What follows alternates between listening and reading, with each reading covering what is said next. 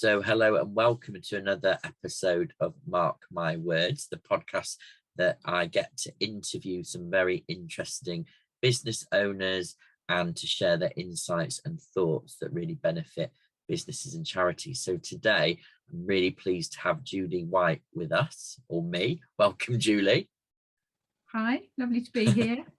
Good, thank you. So Julie, can you tell us about what you do and a bit about yourself, if that's okay? Certainly, yes. So I'm I do a mix of things actually. So my background is in HR and training, and more recently I've branched out on a freelance basis as a mental health first aid instructor, accredited by MHFA England, and also as a coach specialising in wellness coaching. That's what I've decided to be the area I want to focus on. So that's what I do alongside working part-time in an in-house HR role for an organisation within Sheffield, which is where I'm based. Great, thank you. Of course, we met, I think, back last year now, doing the coaching course together, which is great. So good to meet you again. For like myself and like you and many other people listening, so we've both got sort of part-time salary roles, but we're also running our own business. So how did you get into that, and what made you do that? Because isn't that too much work? It's quite a lot to juggle, I'm not going to lie. But for me, it's kind of a happy medium in that I was trying to do all the things. I was trying to do the freelance side of things and also have a full-time job, and that just proved not feasible, just because there weren't enough days, hours, evenings, weekends to be able to do the things. So for me, earlier this year, having qualified as a mental health first aid instructor and having the opportunities to do that, I knew that's where my passion lay. So I opted to move job roles, still within HR, but to a different organisation, where a part-time role came up that would give me both that security of a salary, because freelance and setting up your own business is challenging in terms of being guaranteed that income and that cash flow, but also to help me to ease that transition into self-employment. But a third thing I would say is just being part of a team and an organisation and working part-time helps for me to have a structure to my week, because it's so easy if you're working for yourself to not know what to do with your days and how to set that out. So it almost forces me to be productive and proactive on the days that I'm not in a paid job, but it also gives me the headspace and scope to do that. And also being in an organisation, there is the added benefits that come with being an employee, but also the team building, the support, and being able to interact with others, because when you're a solopreneur, it's a lonely business. So being able to bounce ideas off and still have a handle on the corporate world in terms of HR, where I feel as a mental health first aid instructor, that's where I'm most likely to be working, is in the corporate business, so I can understand from the other side of the fence rather than completely lose sight of that in being freelance. So it all kind of links together, really, doesn't it? Even though they're distinct parts, there's a bit of a thread that links through that. And I definitely want to ask you a bit more about the mental health first aid stuff a bit later. But I guess you've touched on this already, but how else do you keep focused then when you're juggling all these different roles and different hats? What do you do to help focus and get through everything that you need to do? For me, the biggest thing I've recognised I need is I need outer accountability. I'm, believe it or not particularly good at getting the things done if it's myself setting those deadlines and timelines, because it's so easy to go, oh, it's not important, or something else sort of creeps in, and to do those small jobs over and over and not actually make progress on the bigger projects. So as you know, Mark, I've used you as a bit of an accountability buddy at times, just to have someone to check in and say, what are your goals this week? How have you got on with your goals? I've got a couple of other good friends that who are also freelance, self-employed, who I call on from time to time to do exactly that, or to meet up and just have a sounding board or a space to say, let's both work, but work together, so that we've got you know, a bit of focus.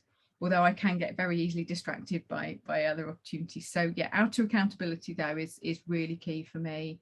Yeah, putting that time into my diary to do certain things that help move my business forward. Mm-hmm. No, I recognize that definitely. And you know, I think research says, doesn't it, if you write down a goal and make it smart, or that, you know, timed and all that malarkey, that you're more likely to achieve it if you physically write it down and handwrite it rather than type it, I think. So I've been really mindful to do that recently, and it does work mostly. Yeah, absolutely. Whilst I use all the apps and the phones and the diaries and all of those things on the various different systems, and that's fun and games, juggling a work calendar and my personal calendar and my business calendar, but I do have a written notebook and a diary, what I call my bullet journal, that everything goes into, so that I try not to lose track of the things that I need to do. And that really does help me forward plan and keep on track with things, definitely. Great, thank you. So going back to sort of the sort of mental health arena, I suppose that it feels like there is more awareness and understanding these days in sort of general life, but particularly corporate business life, around mental health and mental ill health. But at the same time, I think there is still that sort of stigma, I suppose. But so have you got any thoughts on that? How do you see the landscape, if that makes sense? Yeah, I would agree that there's very much more awareness, and particularly since the pandemic, that it's brought to the fore that we can't just switch off our personal lives from our work lives. You know, whilst you might be, you know, historically we might have been expected to leave our personal stuff at the door, to so to speak. It's just not realistic or feasible now. And I think the pandemic also brought to light that so many of our usual coping strategies for managing stress were taken away from us, in terms of things such as being able to go out and meet friends, to exercise, all the sorts of things that really do make a huge difference to managing and coping with stress levels of day-to-day life. So that's definitely helped shift the needle in terms of understanding, without a shadow of a doubt. But I would say in the workplace, stigma is still very much there. I think in general society and amongst friends, we may feel more comfortable to talk about it, but to open up at work, I think there's still a feeling of being judged, and being measured on your output, and that, you know, if you say that something is affecting you, that's going to always stay on your sort of record as being noted.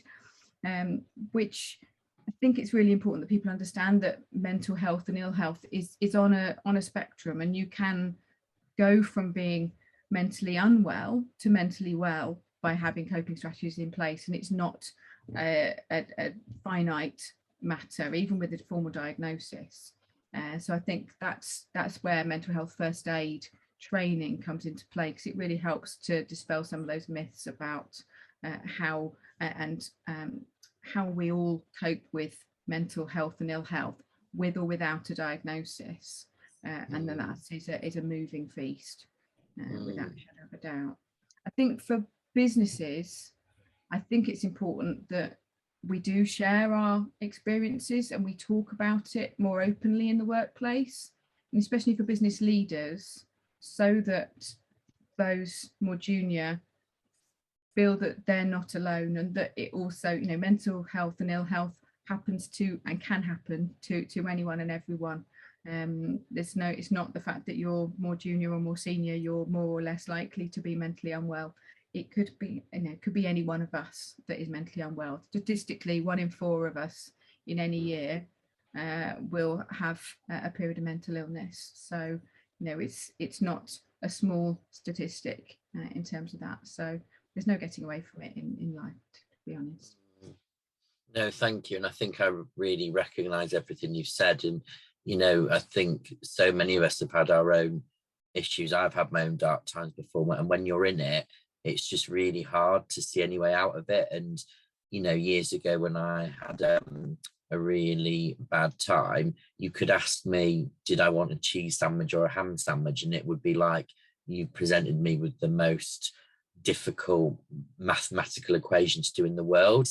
It sounds strange, but when you're in it, that's what it's like, I suppose. So and you've touched on this already. So if there's business owners, managers, charity leaders listening and thinking, yeah, I really resonate what you're saying, but what can I practically do, or how can I create that sort of inclusive, supportive culture? Have you got any more tips on what you'd suggest that they think about or do?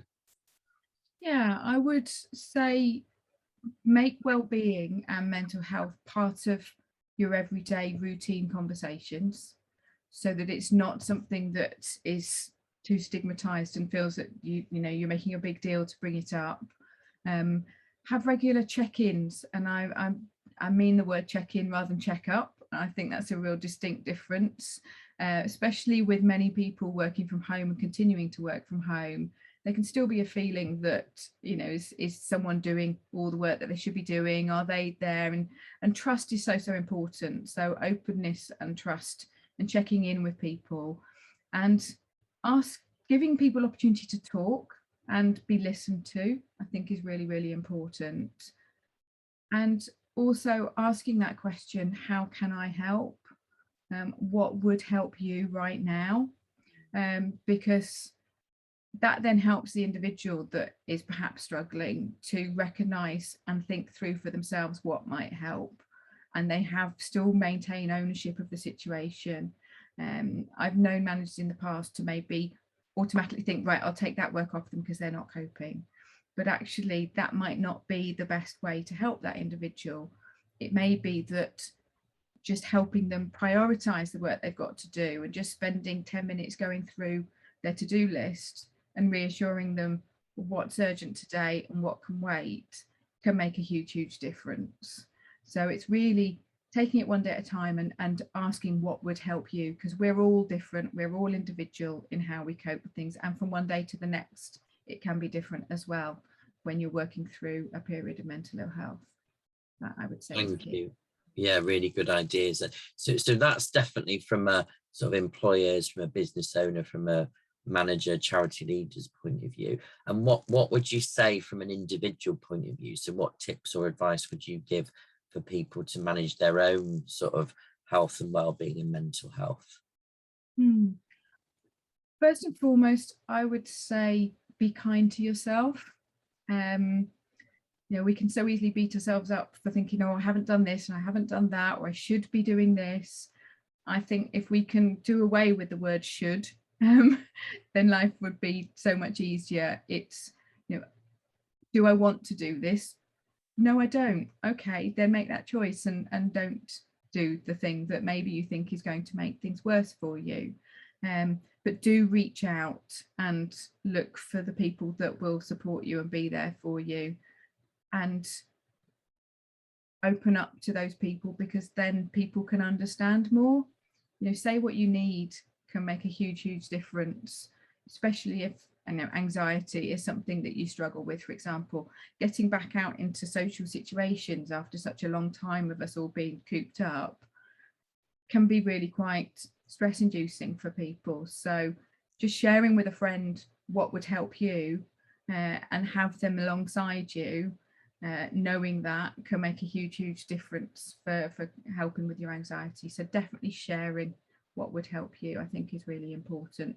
Bottling things up is not helpful or healthy in the long run. And find what are your coping strategies, and make sure you build that into your week. Self-care is so important. And I often say self-care is not all about bubble baths and manicures and and all those things that we might think are actually more luxury things. It's simply making a choice between, do I have this bar of chocolate or this apple? You know, and an apple probably is going to be better for you than the bar of chocolate. Not saying don't eat the cake at all. I'm a great believer in eating the cake, but it's all about balance, isn't it? And recognizing whether that's going to be healthy or unhealthy for you, both mentally and physically. Yeah. Definitely. No, great tips. And I think for anyone that's listening or watching that thinks, well, actually, I haven't really got anyone I can turn to, or, you know, particularly if it's early hours in the morning and you can't sleep, and when, you know, other people aren't awake, then, you know, helplines like the Samaritans is there 24 hours. You can ring anonymously, and like you say, it's not to bottle it up and just to let it out and just to give it a try, really. Absolutely. Yeah, absolutely. And many employers will have what's called an employee assistance program in place, which is similar in that it's a helpline you can call and ask for advice. And I would say don't be afraid to use those. I myself have used those at times, and it was a huge sense of relief. I was talking to somebody who I didn't know, but whose job was there to listen, and to give me pointers, remind me to be kind to myself. And it really did make a huge difference in the moment. So absolutely reaching out to those support options for you, whether that's an EAP or a charity such as Samaritans, or if you don't feel comfortable picking up the phone, then there is option to use text services. Samaritans have one as well, but also there's Shout. So do look for those, especially if that's a way of communicating that is more comfortable for you. Absolutely reach out and talk to somebody, anybody, if you're feeling you need help. Great, thank you. And you mentioned sort of early on that you a qualified mental health first aid trainer. Can you tell us a little bit about what that involves? If somebody's thinking, oh, you know, I might be interested in doing that course, what does it entail and what does it give them, if that makes sense? Certainly, yes. So mental health first aid course, which is accredited by MHFA England, is the full first aider qualification is a 2-day course, and that will give you an insight into a number of different mental health conditions, and the tools and techniques for having those conversations with people about their mental health or ill health, and help you to feel more comfortable to approach those conversations. It does cover subjects such as self-harm, psychosis, suicide. So it is important that people think about how they are in terms of going into a course like that.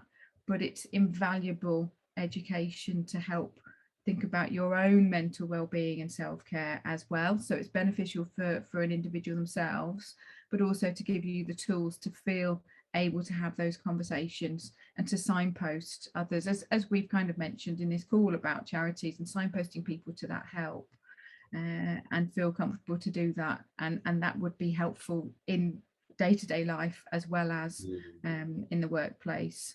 You know, statistically, we are far more likely to come across somebody experiencing mental ill health and need to provide mental health first aid than we are to come across someone, for example, having a heart attack and need to, you know, call for a paramedic and apply physical first aid. Statistically, actually, it would be so much more valuable to us all. Not saying that physical first aid training isn't important, because it absolutely is, but actually there is as much, if not more, need for mental health first aid training, so that people can feel more comfortable about dealing with those situations and having those conversations. And I did it a couple of years ago, and I think you're absolutely right. It just helped to give that confidence to have those conversations. And I've done lots of helpline work before and since, actually. But I think it was literally the week after I did the course, I encountered a situation where I had to use it, which it just hit home how valuable it was, that awareness, when I thought I'd had quite a good understanding before, if that makes sense. So yeah. Yeah, for me, it's my experience of doing the course was I was already on a journey of wanting to put focus on well-being, and not only for myself but in the workplace. But my experience of doing the course sort of spurred me on to go, I want to qualify to be able to educate and to help others learn more and understand more about it.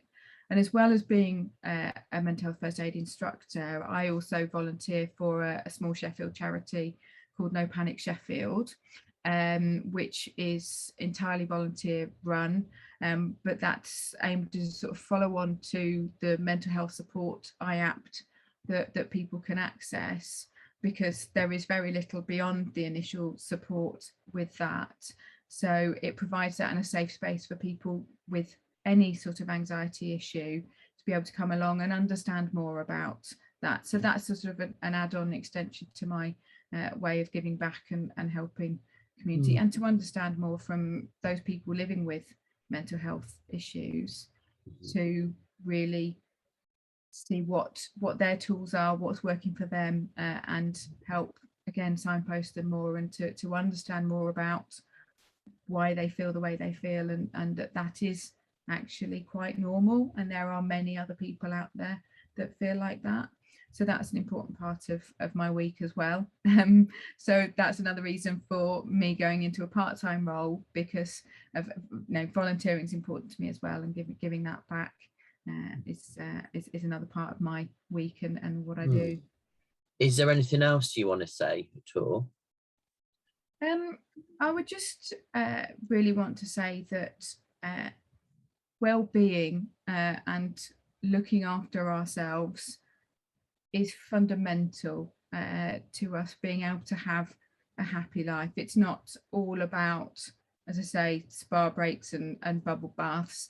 It is about getting outside and in the fresh air, eating healthy food, recognizing the things that are not healthy to our well-being, and spotting the signs for ourselves, and having that awareness can really help us get back on track quite quickly.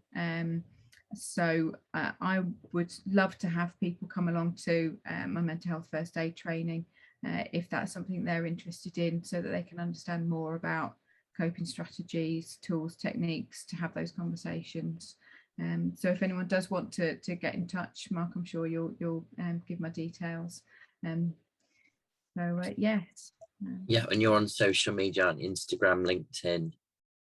I am indeed, yes. You'll find me well, on LinkedIn you'll find me under my name, Julie White, and on Instagram and Facebook you will find me under Bright White Life. That's the banner under which I provide my mental health first aid training and my wellness coaching.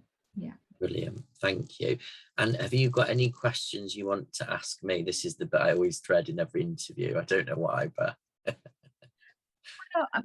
well, as you've asked, Mark, I would ask you, what would you say are the sort of top 3 self-care things you do as part of your regular routine that perhaps would be helpful for others to know? That's a very good question. I've probably got a few, and it varies, but the main ones that I generally stick to 9 times out of 10 is one around a bit of a gratitude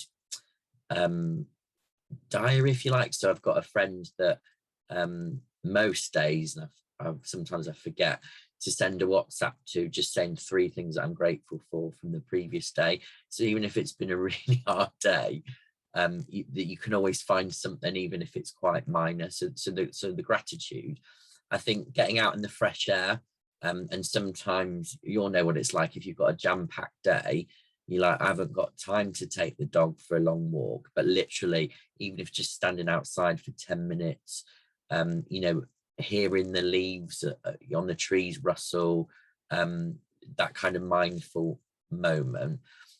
And I suppose the other thing is a bit of self-reflection. So believe it or not, I'm quite introverted. I know people that come on my courses might not believe that, because as a trainer you have to hold the room, don't you, be energetic. But I think having that quiet time to reflect and to think about what's gone well and what I might have done differently in that learning, not to dwell on the things. And I think sometimes there comes a point when I go, okay, I've done enough reflection, so actually maybe now I want to talk that through with a friend or somebody else. So yeah, those are my 3 things. I think the gratitude stuff, the getting out into the fresh air, the mindful bit, and the self-reflection leading into maybe a bit of a debrief or talking about the thing. But yeah, I think those are the main ones. You mentioned chocolate before, that can help. Well, that all resonates with me, Mark. Absolutely. Yeah, gratitude journaling is an important part of my self-care routine, and getting outside with my dog. I know we're both dog owners. My gorgeous little Staffy rescue just nags at me regularly enough to make sure I get outside. So definitely being a dog owner helps you make sure you get outdoors without a shadow of a doubt, all weathers. Definitely. And I think also the thing with the gratitude thing, it just helps you reframe, because if a training course went well, but I don't know, the technical might have failed, I'm tempted to write, oh, my training course went well despite the sound didn't work for a bit or whatever. But it makes me stop and think, oh no, the training course went well, full stop. So over time, that has really taught me to reframe things a bit. And I know if people are listening and they've never tried it before, it can sound a bit strange, but I would say give it a go for a couple of weeks, and I'm sure you would find the difference. Wouldn't you agree? Absolutely. I mean, one thing I did at the start of 2021, when obviously we were all in a difficult time and back in lockdown, is I did on social media the 100 Happy Days project that you may have heard of. So it's hashtag 100 Happy Days. And so for 100 days consecutively, I missed a couple, but made sure that I shared sort of a little bit later. But I posted something, whatever it was something small, whether it was, that I'd got outside and got a job done that I really needed to do, or that I'd enjoyed a hot chocolate with marshmallows on top at home and treated myself to that. All the little things, and sharing those on social media not only helped me, because it almost forced me to share that gratitude every day, but I know in sharing it helped others. So yeah, sharing what you're grateful for with others can also be hugely valuable. It's all part of that ripple effect of kindness, and gratitude is so important. Great. Really like that. Thank you. Listen, Judy, thank you so much for your time today and your insight and your ideas. It's been really helpful, and I'm sure listeners will find it useful as well. So thank you very much, and good luck with all your future endeavours. Thank you. Thank you.